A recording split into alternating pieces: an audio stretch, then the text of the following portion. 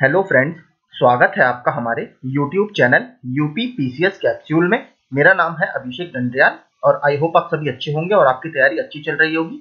आप सभी को पता है हम यूपी ट्रिपल एससी वन दरोगा का जो मेंस एग्जाम है उसका जितना भी सिलेबस है उसको टॉपिक बाय टॉपिक कवर कर रहे हैं। इससे पहले मैं इसके दो वीडियो बना चुका हूँ, एक तो राष्ट्रीय वन नीति पर और दूसरा जो हमारे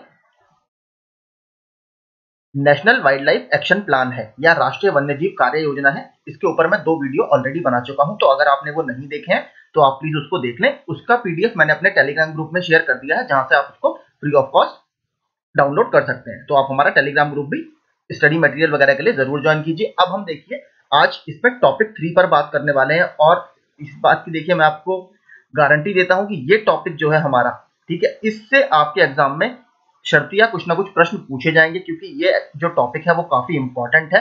इससे उत्तर प्रदेश पीसीएस और आपका जितना भी आरओ की परीक्षा होती है या और जितनी भी परीक्षाएं होती हैं, फैक्चुअल क्वेश्चंस बहुत ज्यादा पूछे जाते हैं, स्पेशली मैचिंग में। आप प्रीवियस ईयर के पेपर्स देख लीजिए, मैचिंग में सबसे ज्यादा प्रश्न आपसे पूछे जाएंगे। एक तरफ आपको राष्ट्रीय उद्यान या नेशनल पार्क दे देगा, दूसरी तरफ आपको स्टेट दे देगा कि कौन से स्टेट में ये मौजूद है। तो इससे देखिए आज का जो वीडियो होने वाला है इसलिए थोड़ा सा लंबा है। मैं इसमें लगभग सारी चीजें कवर करने की कोशिश करूंगा जो भी हमारे इस एग्जाम के लिए उपयोगी है। ठीक है, तो चलिए हम शुरू करते हैं। टॉपिक 3 आपका है national park and bird sanctuaries, यानी राष्ट्रीय उद्यान और पक्षी अभ्यारण्य। ठीक है, तो हम इसकी शुरुआत करते हैं। सबसे पहले हम नेशनल पार्क्स को देखेंगे, ठीक है, लेकिन इन दोनों के डिटेल में जानने से पहले मैं आपको एक चीज बता दूं। हमें सबसे पहले इन दोनों को जानने से जरूरी है कि आखिर प्रोटेक्टेड एरियाज या संरक्षित क्षेत्र हमारे क्या होते हैं, क्योंकि जो संरक्षित क्षेत्र है वो एक ब्रॉडर कैटेगरी है और उसी के अंदर ही आपके नेशनल पार्क, ठीक है, सेंचुरीज, आपके टाइगर रिजर्व या मरीन प्रोटेक्टेड एरियाज सब उसी के अंदर आते हैं। तो सबसे पहले हमें ये जानना जरूरी है कि आखिर प्रोटेक्टेड एरियाज क्या होते हैं और इनको किसके द्वारा घोषित किया जाता है और इसकी क्या प्रक्रिया होती है। तो चलिए हम शुरू करते हैं उसी से। संरक्षित क्षेत्र पीए, इसका अर्थ है प्रोटेक्टेड एरियाज, को वन्य जीव संरक्षण अधिनियम 1972 या वाइल्ड लाइफ प्रोटेक्शन एक्ट में परिभाषित किया गया है। तो देखिए सबसे इंपॉर्टेंट फैक्ट आपके लिए यही हो जाता है। अगर आपसे पूछा जाए नेशनल पार्क और सेंचुरीज या बर्ड सेंचुरीज किस अधिनियम के तहत घोषित किए जाते हैं या अधिसूचित किए जाते हैं, तो वो वन्य जीव संरक्षण अधिनियम 1972 के तहत इनको परिभाषित किया गया है। धारा 2 सब क्लॉज 24(1) कहती है संरक्षित क्षेत्र का अर्थ एक राष्ट्रीय उद्यान, ठीक है, पहला आपका, इसमें 4 कैटेगरी है। पहला आपका नेशनल पार्क है या राष्ट्रीय उद्यान, दूसरा अभ्यारण्य या सेंचुरीज इसको इंग्लिश में बोला जाता है, तीसरा आपका है संरक्षण रिजर्व या इसको हम बोलते हैं इंग्लिश में कंजर्वेशन रिजर्व, ठीक है, कंजर्वेशन रिजर्व, और चौथी कैटेगरी, ये तीसरी हो गई, और चौथी कैटेगरी आपकी है सामुदायिक रिजर्व, इसको इंग्लिश में बोला जाता है कम्युनिटी रिजर्व, ठीक है, याद रखिएगा कम्युनिटी रिजर्व। तो ये 4 categories wild life protection act के धारा 2 के अंदर आती हैं और इन्हीं को हम प्रोटेक्टेड एरियाज मानते हैं। इन्हें संरक्षित क्षेत्र शीर्षक वाले WLPA यानी वाइल्ड लाइफ प्रोटेक्शन एक्ट के अध्याय 4 में के तहत अधिसूचित किया गया है। एक चीज आप और समझिए, जो आपने देखा होगा टाइगर रिजर्व वगैरह होते हैं, तो ठीक है, जो टाइगर रिजर्व का कोर एरिया होता है, टाइगर रिजर्व की जो अप्रोच होती है वो ऐसे होती है। यहाँ पर आपका सेंटर में कोर एरिया होगा, फिर आपका बफर एरिया होगा और फिर आपका यहाँ पर ट्रांजिशन एरिया होता है। तो जो कोर एरिया होता है टाइगर रिजर्व का, वो भी कोई ना कोई नेशनल पार्क या वाइल्ड लाइफ सेंचुरी ही आपको ज्यादातर दिखाई देगा। इसलिए टाइगर रिजर्व को भी ज्यादातर वन्यजीव संरक्षण अधिनियम के तहत जो संरक्षित क्षेत्र होते हैं उसमें ही गिना जाता है, ठीक है, क्योंकि जो हमारा नेशनल पार्क होंगे या अभ्यारण्य होंगे वो उसका कोर एरिया फॉर्म करता है, ठीक है, ये भी आप याद रखिएगा। अगला देखते हैं आगे टॉपिक। भारत सरकार के पर्यावरण वन एवं जलवायु परिवर्तन मंत्रालय के मुताबिक नेशनल पार्क या राष्ट्रीय उद्यान वह संरक्षित क्षेत्र होता है जिसे संबंधित राज्य सरकार द्वारा पारिस्थितिक, पशु पक्षी, वनस्पति, भू आकृति, जैव संरचना के महत्व, संरक्षण तथा प्रसार के उद्देश्य से संरक्षित किया जाता है। तो यानी ये आपके टारगेट होते हैं। आपका जो इकोलॉजी है, ठीक है, यहाँ वहाँ जो वाइल्ड लाइफ है, वहाँ जो फॉनल आपकी बायोडाइवर्सिटी है, फ्लोरा फॉरन आपने सुना होगा, भू आकृति, अगर वहां पर कुछ जियोलॉजिकल स्पेशल फीचर्स हैं, जैव संरचना या आपकी बायोडाइवर्सिटी वगैरह का जो इंपॉर्टेंस है उसको कंजर्व करने के लिए इसको आपको स्थापित किया जाता है। अब वन्यजीव संरक्षण अधिनियम 1972 राज्य सरकार को नेशनल पार्क घोषित करने की शक्ति देता है। ये देखिए काफी इंपॉर्टेंट है। तो नेशनल पार्क घोषित करने की शक्ति राज्य सरकार को है, लेकिन कुछ परिस्थितियों में केंद्र सरकार भी ये कर सकती है। लेकिन यहाँ पर आप एक चीज मैं आपको बताना चाहूंगा, अगर आपसे प्रश्न में ये पूछा जाए कि जो वाइल्ड लाइफ सेंचुरी है, वन्यजीव अभयारण्य है या नेशनल पार्क है, इसकी जो बाउंड्रीज हैं, इसकी जो सीमाएं हैं, उसको परिवर्तन करने का अधिकार राज्य सरकार को है या नहीं? तो देखिए, इनको उसमें कोई अधिकार नहीं है। अगर आपको इसमें परिवर्तन करना है तो वन्यजीव संरक्षण अधिनियम के तहत एक बॉडी बनाई गई है, national board for wild life, इसको NBWL बोला जाता है। ये देखिए बहुत इंपॉर्टेंट बॉडी है। जब मैं आपको ये पढ़ाऊंगा तब मैं आपको इसके बारे में पूरा बताऊंगा कि आखिर ये है क्या। अभी मैं थोड़ा सा आपको बता देता हूं। अगर आपको किसी भी नेशनल पार्क या वन्यजीव अभयारण्य की सीमा में परिवर्तन करना है तो आपको national board of wild life की अनुमति लेनी पड़ेगी। इसके अलावा अगर आपको किसी नेशनल पार्क या वन्यजीव अभयारण्य के 10 किलोमीटर के अंदर अंदर कोई भी प्रोजेक्ट लाना है या कोई भी डेवलपमेंटल वर्क करना है तो भी आप national board of wild life की अनुमति के बिना वहां कार्य नहीं कर सकते। और आप इसकी इंपॉर्टेंस समझ लीजिए, इसका जो चेयरपर्सन होता है, ठीक है, वो होते हैं हमारे प्राइम मिनिस्टर, माननीय प्रधानमंत्री जी, और जो इसका वाइस चेयरपर्सन होता है वो होता है हमारा जो पर्यावरण मंत्री होते हैं। ठीक है, तो आप इसकी इंपॉर्टेंस समझ लीजिए कि कितनी इंपॉर्टेंट ये बॉडी है। बाद में पूरा डिटेल में इसके बारे में पढ़ेंगे। तो अगर आपसे प्रश्न में पूछा जाए कि जो सीमाएं परिवर्तन करने का अधिकार किसको है, तो वो राज्य सरकारों को नहीं है, पहले उसे अनुमति लेनी पड़ेगी राष्ट्रीय वाइल्ड लाइफ या राष्ट्रीय वन्यजीव बोर्ड से। अब देखते हैं, पर्याप्त पारिस्थितिकी, जियोमॉर्फिकल तथा प्राकृतिक महत्व वाले क्षेत्र को राष्ट्रीय उद्यान घोषित किया जा सकता है। तो इसमें से अगर कोई आपकी रिक्वायरमेंट है तो आप उसके आधार पर नेशनल पार्क घोषित कर सकते हो। केंद्र सरकार भी कतिपय परिस्थितियों में नेशनल पार्क घोषित कर सकती है, जो मैंने आपको बता दिया। भारत में नेशनल पार्क IUCN के अंतर्गत श्रेणी 2 में सूचीबद्ध संरक्षित क्षेत्र है। तो देखिए, IUCN आपको पता है, international union for conservation of nature, इसकी फुल फॉर्म है। इसका जो हेडक्वार्टर है ये आपका ग्लैंड, कहां पर, स्विट्जरलैंड में स्थित है, ये मैंने आपको बता दिया। तो देखिए, इसकी कुछ कैटेगरीज हैं, टोटल 6 इसमें कैटेगरीज है, जैसे 1A है, 1B है, 2, 3, 4, 5 और 6। ठीक है, इसमें जो सेकंड कैटेगरी है उसमें आते हैं नेशनल पार्क। ठीक है, तो उसी के तहत आपका अगर पूछा जाए कि IUCN की कौन सी कैटेगरी में आते हैं ये, तो IUCN की सेकंड कैटेगरी में नेशनल पार्क आपके घोषित किए जाते हैं। अब आता है, देखिए यहाँ से फैक्चुअल क्वेश्चन कि भारत में मौजूदा इस समय कितने हैं। तो देखिए, आपको इसमें काफी कंफ्यूजन मिलेगा, कहीं आपको 104 दिखेंगे, कहीं 106 दिखेंगे। तो देखिए, जो राष्ट्रीय वन्यजीव डेटाबेस है भारत के पर्यावरण और जलवायु परिवर्तन मंत्रालय का, मैंने वहीं से डेटा निकाला है, तो वहां पर टोटल अभी 106 आपको दिखाएगा, जो 44,402.95 किलोमीटर स्क्वायर या वर्ग किलोमीटर के क्षेत्र को कवर करते हैं, और जो देश का भौगोलिक क्षेत्र का लगभग 1.35% है। तो अगर आपसे पूछे कि अगर राष्ट्रीय उद्यान का भी हमारा एरिया कितना है टोटल लैंड का, तो 1.35% जो नेशनल पार्क है वो एरिया कवर करते हैं। अब देखते हैं, देखिए इससे कुछ संबंधित फैक्ट्स हैं जो विभिन्न प्रतियोगी परीक्षाओं में लगातार पूछे गए हैं, मैं आपको वो बता देता हूं। तो अगर सबसे पुराना आपसे नेशनल पार्क या राष्ट्रीय उद्यान भारत में पूछा जाए तो कौन सा है? हेली नेशनल पार्क, जो कि 1936 में इसकी स्थापना की गई थी, और अब इसका नाम क्या है? जिम कॉर्बेट नेशनल पार्क, जो कि भारत के उत्तराखंड में स्थित है। ठीक है, और उसके अलावा दूसरा प्रश्न देखते हैं, largest national park area wise. ठीक है, तो अगर हम बात करें सबसे बड़ा क्षेत्रफल के हिसाब से नेशनल पार्क भारत में कौन सा है, तो वो हेमिस नेशनल पार्क है, जो कि जम्मू कश्मीर में स्थित है। इसका क्षेत्रफल है लगभग 4400 स्क्वायर किलोमीटर या 4400 वर्ग किलोमीटर। स्मॉलेस्ट नेशनल पार्क की अगर हम आपसे बात करें तो अंडमान निकोबार में स्थित मात्र 2 वर्ग किलोमीटर में फैला हुआ south button island national park. ठीक है, ये भारत का सबसे छोटा नेशनल पार्क है।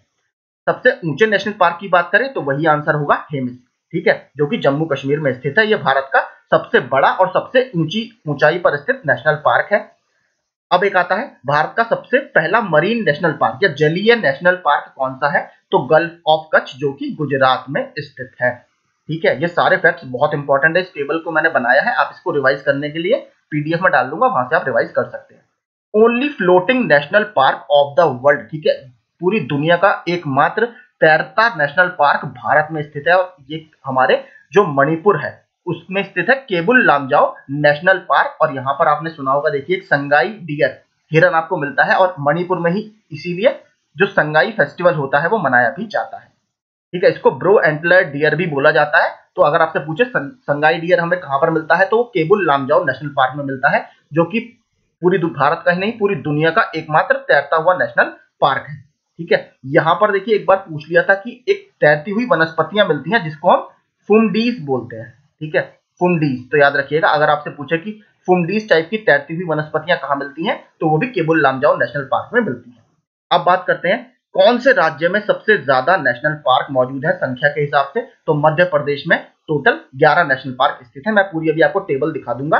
और दुनिया का अगर पहले नेशनल पार्क की बात करें तो येलोस्टोन नेशनल पार्क है, कहां पर? अमेरिका में, जिसकी स्थापना 1872 में की गई थी। ठीक है, तो अगर दुनिया का पहला नेशनल पार्क आपसे पूछे तो वो येलोस्टोन नेशनल पार्क है। ठीक है, अब आगे बढ़ते हैं। अब हम पूरी लिस्ट देखेंगे। ठीक है, जो लिस्ट मैंने ministry of environment, forest, climate change की साइट से डाउनलोड की है, आप यहाँ पर देख सकते हो नेशनल पार्क की। There are 106 existing national parks in India, जो कि लगभग, ये हम ऊपर बात कर चुके हैं, 1.35% हमारा ज्योग्राफिकल एरिया ये कवर करते हैं। और आप डेटा देख लीजिए, जनवरी 2023 का ये है, तो लेटेस्ट डेटा है बिल्कुल।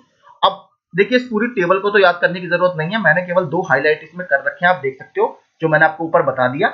सबसे ज्यादा जो संख्या है, देखिए total number of 11 national park है, कहां पर? मध्य प्रदेश में। और दूसरे नंबर पर अगर हम बात करें तो असम में हमारे 7 नेशनल पार्क हैं। असम थोड़ा सा इंपॉर्टेंट हो जाता है क्योंकि 2 यहाँ पर न्यू नेशनल पार्क अभी हाल ही में घोषित किए गए थे लास्ट 1-2 साल में, तो उनको भी मैं आपको बता दूंगा कौन से हैं। तो देखिए, पूरी ये टेबल है, ये आप पीडीएफ से पढ़ सकते हो। सबसे ज्यादा 11 है मध्य प्रदेश में, और असम में हमारे 7 नेशनल पार्क मौजूद है। ठीक है, नीचे आप पूरा देख सकते हो। टोटल मैं आपको दिखा देता हूँ, लास्ट में 106 टोटल है। ठीक है, और ये आपका 1.35% एरिया को कवर करता है। ठीक है, अब ये देखिए पूरी लिस्ट है नेशनल पार्क की। आपको मैं बता देता हूँ, 2 नए जो असम में अभी बने हैं उनका क्या नाम है? दिहिंग पटकाई नेशनल पार्क पहला, और राईमोना नेशनल पार्क दूसरा। तो टोटल असम में 7 नेशनल पार्क आपके हो गए हैं। देखिए, 5 आपको नीचे टेबल में दिख रहे होंगे, डिब्रू साइखोवा, काजीरंगा, मानस, नामेरी और राजीव गांधी या ओरांग। ये भी काफी पूछा जाने वाला प्रश्न है। तो ये 5 है प्लस ऊपर 2, तो 7 नेशनल पार्क अब हमारे असम में स्थित है। बाकी देखिए, आप पूरा पढ़ लीजिएगा, पूरी टेबल यहाँ पर पढ़ाने का कोई मतलब नहीं है क्योंकि बहुत इसमें टाइम जाएगा। जो कॉन्सेप्चुअल चीजें हैं वो मैं आपको बता देता हूँ। उत्तर प्रदेश में केवल 1 नेशनल पार्क स्थित है। देखिए, क्योंकि उत्तर प्रदेश काफी ज्यादा, उसका ही एग्जाम है, तो उत्तर प्रदेश का मैं आपको दिखा देता हूँ। ठीक है, ये देखिए, केवल एक दुधवा नेशनल पार्क उत्तर प्रदेश में स्थित है। ठीक है, जो कि 1977 में बनाया गया था। फैक्चुअल भी देखिए पूछ सकता है कि कब इसकी घोषणा की गई, 1977 में, और ये इसका एरिया है। ठीक है,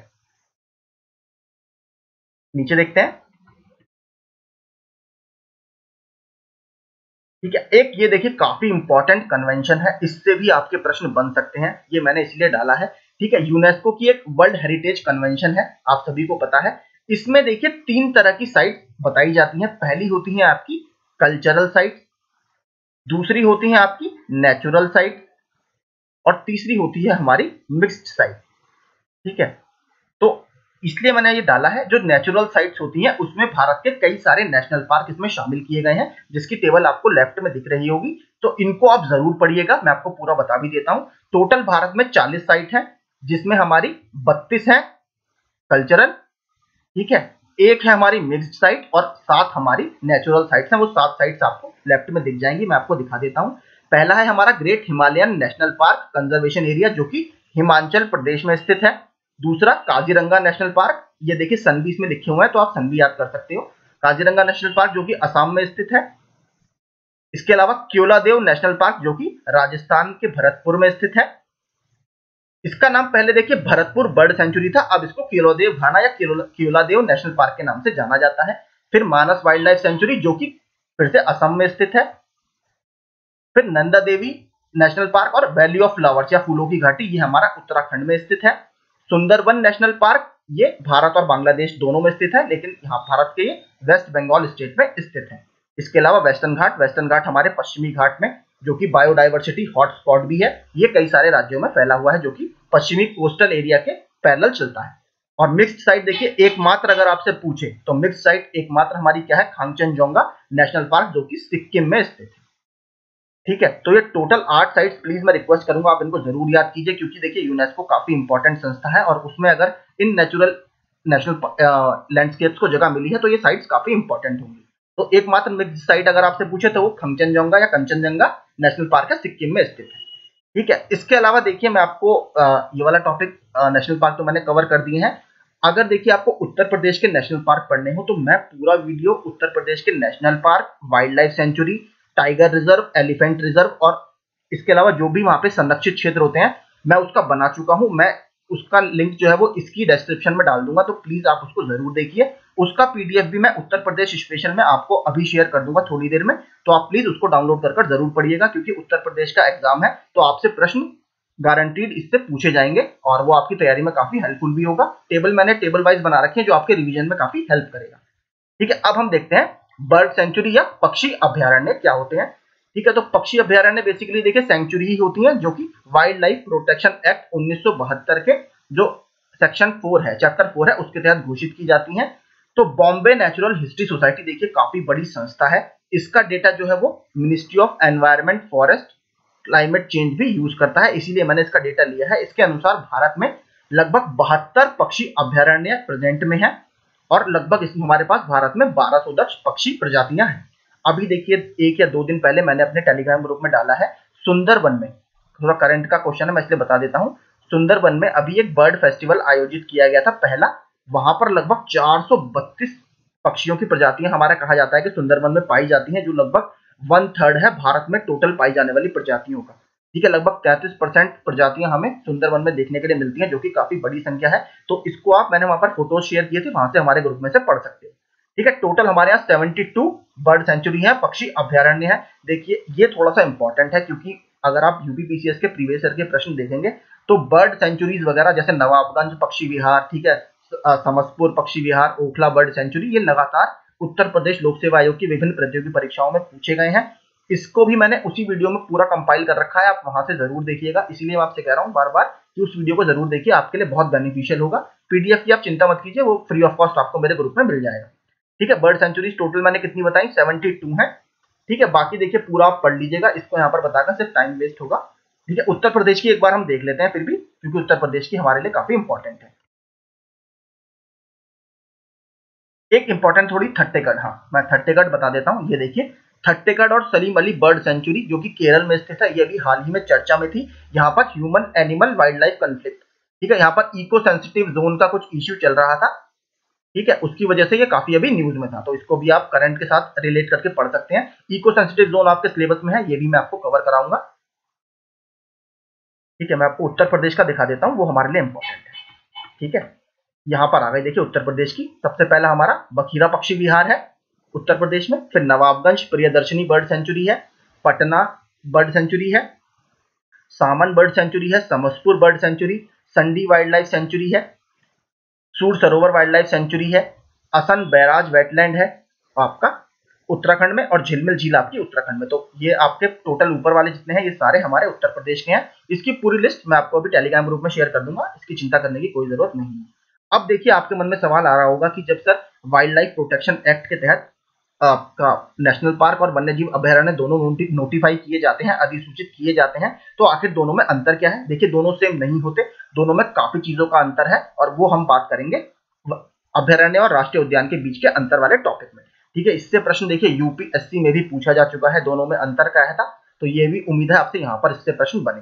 तो देखिए सबसे बड़ा जो अंतर होता है वो होता है कि जो आप एक्टिविटीज उसके अंदर कर सकते हो, अभयारण्य के अंदर और राष्ट्रीय उद्यान के अंदर। ठीक है, एक अभयारण्य और एक राष्ट्रीय उद्यान के बीच मुख्य रूप से अंतर है अंदर रहने वाले लोगों के अधिकारों का निहित होना। आपको पता है भारत में जनजातीय संख्या बहुत ज्यादा है, तो जो लोग इसके अराउंड या इसके अंदर निवास करते हैं उसको क्या क्या अधिकार दिए गए हैं, इसमें ही मुख्य अंतर है। अब आप देखिए, एक अभयारण्य में जहां कुछ अधिकारों की अनुमति दी जा सकती है, एक राष्ट्रीय उद्यान में किसी भी अधिकार की अनुमति नहीं है। तो जो अगर हम बात करें कौन सा ज्यादा स्ट्रिक्ट है, तो नेशनल पार्क जो है आपका, उसमें ज्यादा स्ट्रिक्टली उसको फॉलो किया जाता है, वहां पर आम लोगों को ज्यादा अधिकार नहीं दिए गए हैं। वाइल्ड लाइफ सेंचुरीज में फिर भी आपको कुछ अधिकार जैसे ग्रेजिंग वगैरह का, पशुओं को चराने का अधिकार फिर भी मिल जाता है, लेकिन राष्ट्रीय उद्यान में ऐसा कुछ भी अधिकार आम जन को नहीं दिया गया है। जैसे नीचे देखते हैं, किसी राष्ट्रीय उद्यान के अंदर किसी भी पशुधन के चरने की अनुमति नहीं दी जा सकती, जो मैंने आपको ऊपर बताया। जबकि एक अभयारण्य में मुख्य वन्यजीव वार्डन, इसको इंग्लिश में बोलते हैं CWW, यानी चीफ वाइल्ड लाइफ वार्डन, इसे नियंत्रित या प्रतिबंधित कर सकता है। आपको कंट्रोल्ड वे में थोड़ी सी अनुमति दी जाती है, लेकिन चीफ वाइल्ड लाइफ वार्डन की अनुमति के बिना वहां भी नहीं कर सकते, और नेशनल पार्क में तो बिल्कुल ये बंद होता है। इसके अलावा अगला देखते हैं, इसके अलावा वन्य जीव या वन उपज के किसी भी निष्कासन या शोषण के दौरान एक अभयारण्य के लिए राज्य वन्य जीव बोर्ड, जो कि मैंने आपको बताया था वाइल्ड लाइफ प्रोटेक्शन एक्ट के तहत, जैसे national board of wild life है, ऐसे ही स्टेट स्तर पर state board of wild life भी बनाए गए हैं। बोर्ड की सिफारिश की आवश्यकता होती है। और अगर आपको नेशनल पार्क में देखिए किसी चीज का निष्कासन करना है या शोषण होता है वहां पर, तो वन्य जीवन को हटाने के लिए राष्ट्रीय वन्यजीव बोर्ड की सिफारिश की आपको आवश्यकता इसमें होती है, जो कि national board of wild life है। अगला देखते हैं, ये भी काफी इंपॉर्टेंट है। देखिए, एक विशेष प्रजाति के लिए वन्यजीव अभयारण्य बनाया जा सकता है, जबकि जो राष्ट्रीय उद्यान होता है या नेशनल पार्क होता है वो मुख्य रूप से किसी विशेष प्रजाति पर केंद्रित नहीं होता। अगर आपने देखा होगा, आपने सुना होगा, ठीक है, अभी हाल ही में तमिलनाडु में, इसको देखिए जरूर पढ़िए आप, slender loris wildlife sanctuary अभी घोषित की गई है, जो कि तमिलनाडु में स्थित है। स्लेंडर लॉरिस एक निशाचर का स्तनपायी है, ठीक है, और ये भारत का पहला स्लेंडर लॉरिस वन्यजीव अभयारण्य है, ठीक है, पहला है, इसलिए और इंपॉर्टेंट आपका हो जाता है। तमिलनाडु के डिंडीगुल डिस्ट्रिक्ट में, और इसको कडुगुर बोला जाता है, ठीक है, कडुगुर वाइल्ड लाइफ सेंचुरी, इस नाम से इसको जाना जाएगा। और ये स्लेंडर लॉरिस के लिए डेडिकेटेड पहली भारत की वाइल्ड लाइफ सेंचुरी है, वन्यजीव अभयारण्य है। लेकिन आप अगर नेशनल पार्क देखेंगे, वहां पर ऐसा स्पेशल स्पेशीज के लिए कुछ नहीं होता। अगर आप एक और मैं आपको बताऊं, जैसे ग्रिजल्ड स्क्विरल है, ठीक है, सॉरी, ग्रिजल्ड स्क्विरल है, ये भी एक वाइल्ड लाइफ सेंचुरी है, तो आप इसको भी पढ़ सकते हो, ठीक है। तो इस तरीके की आपकी कई सारी wild life sanctuary special species के लिए बनाई जाती है, लेकिन नेशनल पार्क में ऐसा कुछ भी नहीं होता, ठीक है। तो स्लेंडर लॉरिस आप जरूर याद रखिएगा। इसके अलावा देखिए, साल 2022 में जितने भी वन्यजीव अभयारण्य चर्चा में रहे हैं, उस पर भी मैं एक वीडियो बना चुका हूं। तो इन दो वीडियोस का देखिए, उत्तर प्रदेश स्पेशल का, और जो साल 2022 में जितने भी सेंचुरीज या अभयारण्य चर्चा में रहे हैं, उसका वीडियो मैं पूरा लिंक इस डिस्क्रिप्शन में डाल दूंगा, प्लीज आप उसको जरूर देखिएगा, आपके एग्जाम के लिए बहुत हेल्पफुल होगा। मैं बार बार देखिए फोकस इसलिए कर रहा हूँ, ये टॉपिक बहुत इंपॉर्टेंट है, इससे आपके निश्चित 2 से 3 प्रश्न आप बनेंगे, आप जरूर देखिएगा, इसीलिए आपसे कह रहा हूँ, बहुत इंपॉर्टेंट टॉपिक है। वो 2 वीडियोस और ये वाला वीडियो आप पूरा देख लेंगे, पीडीएफ के साथ अपना रिवाइज कर लेंगे, तो आपका ऑलमोस्ट पूरा टॉपिक ये कवर हो जाएगा। तो आई होप आपको ये वीडियो काफी पसंद आया होगा। इसके अलावा आपका कुछ सजेशन है तो वो आप मुझे कमेंट कर सकते हैं, मैं वहां पर आपको पूरा बता दूंगा, क्लैरिफाई कर दूंगा, ठीक है। वीडियो का जो पीडीएफ है वो मैं आपको टेलीग्राम ग्रुप में थोड़ी देर में शेयर कर दूंगा। और अपना समर्थन देने के लिए बहुत बहुत धन्यवाद, और अपनी तैयारी करते रहिए। All the very best.